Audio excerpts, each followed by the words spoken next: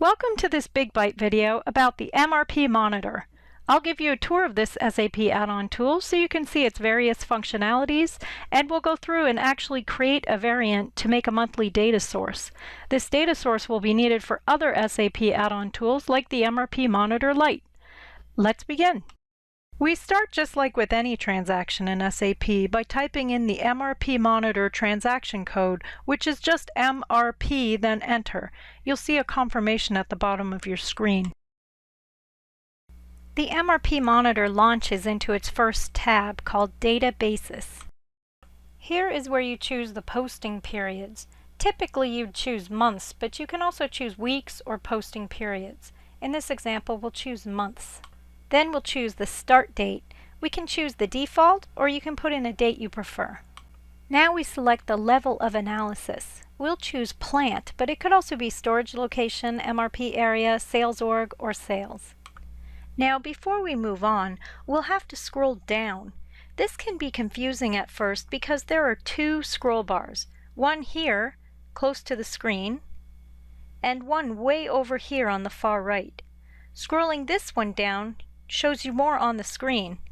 There will be times when you will have to remember to use this far right scroll bar to make sure you are seeing everything on the screen. But let's get back to where we left off. You choose what source MRP Monitor will pull data from. The material consumption table is the default, but you can also choose these other sources.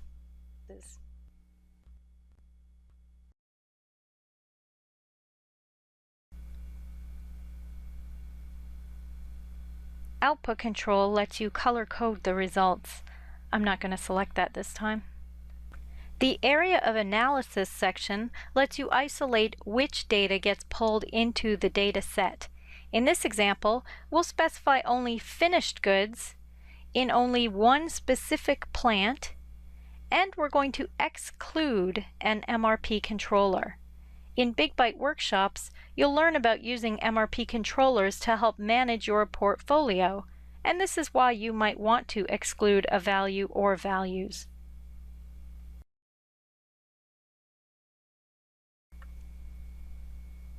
You can see under this tab there are many more variables you can engage in your dataset criteria, but we're going to move on. Now let's take a look at what's contained under the Strategy 1 tab. In the classification strategy, we're going to deselect materials without usage and materials with negative usage. Then we define which new materials to include in the data set. I am going to include new materials, but only if they have at least 6 months of demand. Here you can specify the level of inventory categorization. If you attend Big Byte's workshops, you'll have a good understanding of these categories and which are relevant to you. We're going to deselect EFG. Sometimes you'll see the screen jump when you uncheck these. We'll also uncheck LMN.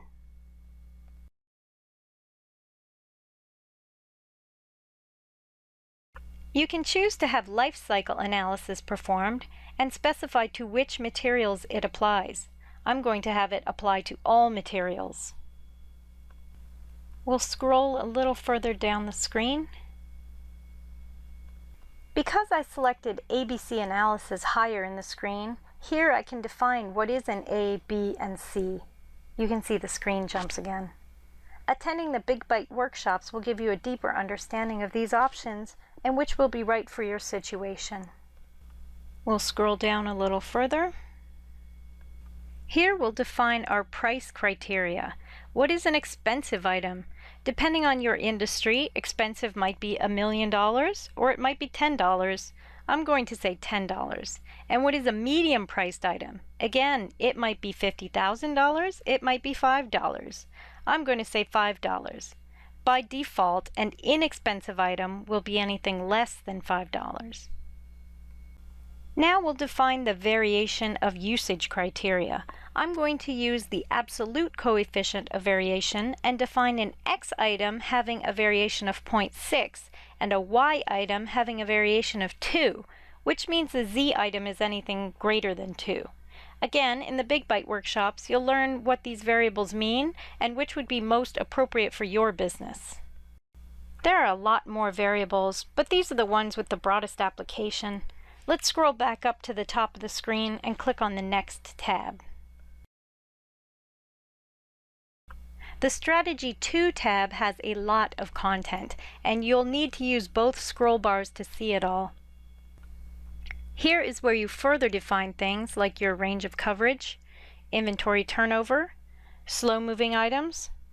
I'm going to specify slow-moving items to be greater than or equal to 270 days without usage and 180 days without usage.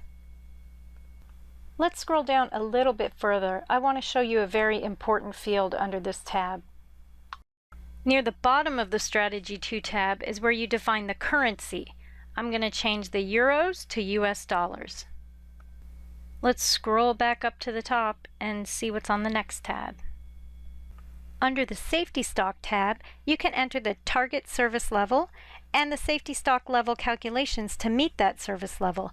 Mean average deviation, replenishment lead times, advanced methods. There are a lot of options here, but we're going to move on. Let's take a quick look at the Special Stock tab. These fields let you determine how to deal with special stock like consignment or vendor-managed inventory. Now let's take a look at the Results tab. These fields let you control how the output data is displayed.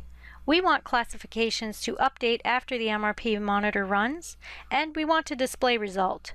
Now, even if the display result checkbox is already selected, you really should deselect and then reselect it because you need to click on it for the additional field to appear, and you want to make sure you select this additional field so that you reread measures and resubmission.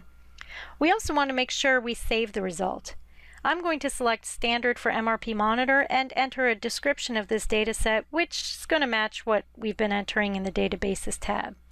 If you have the Inventory Cockpit tool, you'll want to save as reference for Cockpit and enter a name that is consistent with what you've been using. Okay, now let's save this as a variant. Enter a name for the variant and add a description of the variant. This should agree with what you've been using as a name in the Databases and Results tabs. Let's save this and you'll see the confirmation message at the bottom of the screen. Okay, let's execute this data set so we can use it in other tools. You'll be prompted to enter the output device. We're going to click on the green check marks. And we're going to execute this immediately, but you can also schedule it to run. We'll save this and we get a confirmation message at the bottom of the screen, so we're ready to use this for another add-on tool like the MRP Monitor Lite.